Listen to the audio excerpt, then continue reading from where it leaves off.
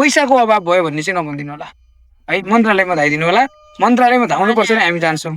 यो वर्ष चाहिँ यो नहोस् कि मलको अभाव भइसकेपछि हामीलाई पर्याप्त बजेट भएन, सरकारबाट पर्याप्त बजेट आएन, त्यस कारणले गर्दा ढिला भयो भन्ने गुनासो चाहिँ सुन्न नपरोस्। विभिन्न ठाउँमा धाइ राख्नुपर्ने, अन्तिममा खाली रित्तो हात फर्केर बाँझो खेती गर्नुपर्ने दिन चाहिँ कैलाली, कञ्चनपुर, बाँके बर्दियाको जनताले देख्न नपरोस्, समग्र देशका जनताले देख्न नपरोस्। 8 महिनासम्म मल आपूर्ति गर्ने समय, यो धेरै लामो समय पनि भयो। 8 महिना बिचमा त लबो अब हामी 1-1.5 महिनापछि त हामीलाई मलको आवश्यकता पर्ने गर्छ होइन।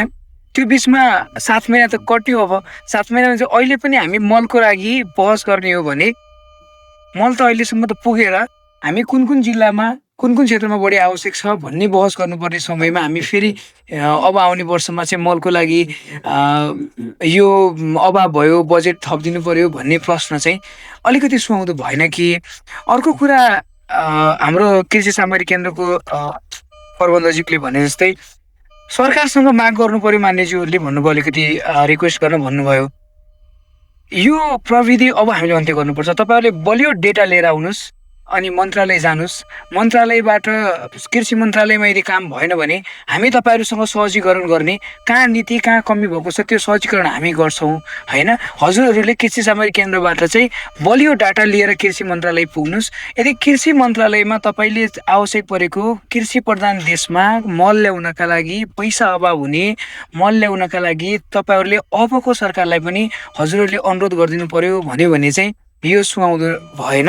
हजुरहरूले जति अभाव देखिएको छ भन्नुहोस्, हाम्रो समितिको सभापतिज्यू यही हुनुहुन्छ, हामी रिक्वेस्ट गर्छौँ होइन।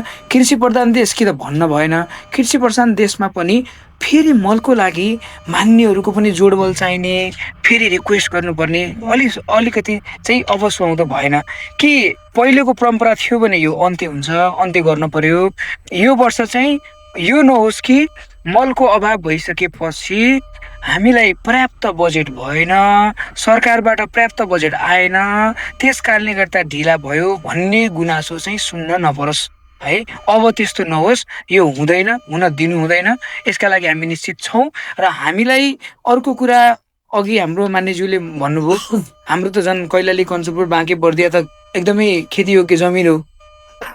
हामीलाई यदि यो चोटि त्यो क्षेत्रमा पनि पहिलेको जस्तो एउटा मल पाउनका लागि त्यो 2 हात जोडेर विभिन्न ठाउँमा धाइ राख्नुपर्ने, अन्तिममा खाली रित्तो हात फर्केर बाँझो खेती गर्नुपर्ने दिन चाहिँ कैलाली, कञ्चनपुर, बाँके बर्दियाको जनताले देख्न नपरोस्, समग्र देशका जनताले देख्न नपरोस्। विशेष गरी त्यो क्षेत्र एकदम कृषियोग्य क्षेत्र हो, त्यसको लागि चाहिँ हजुरहरूले के प्राथमिकता राख्नु भएको छ, यसमा मेरो अनुरोध छ, रिक्वेस्ट छ।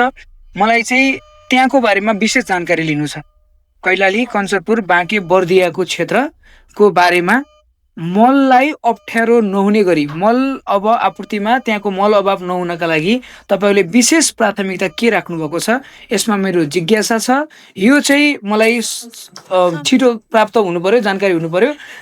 यो चाहिँ मलाई चाहिँ छिटो जानकारी हुनु पर्यो भन्ने छ, किनभने त्यो बेलका मान्छेहरू निकै नै कृषिमा आधारित छन् र त्यहाँको समुदाय, चौधरी समुदाय विशेष गरी निकै अप्ठ्यारोमा छ। म यो चाहिँ हजुरहरूलाई रिक्वेस्ट गरेँ। बाँकी चाहिँ यति हो, मेरो कन्क्लुजन नै यति हो कि बजेटको अभाव चाहिँ जो माग गर्नु पर्यो हजुरले भन्नुभएको छ, यो चाहिँ अबको सरकारमा हुँदैन, हुन दिनु हुँदैन। तपाईँहरूले कति अभाव छ भन्न पर्यो। कृषि समितिलाई मेरो अनुरोध छ, समितिको सभापतिज्यू योचोटि पैसाको अभाव भयो भन्ने चाहिँ नभनिदिनु होला है। मन्त्रालयमा धाइदिनु होला, मन्त्रालयमा धाउनुपर्छ नि, हामी जान्छौँ। उहाँले भनेर हामी जाउँ, बरु हामी गएर जाऊँ। पैसाको अभाव चाहिँ कृषि प्रधान देशमा मलका लागि नहोस्, यही मेरो अनुरोध छ। धन्यवाद।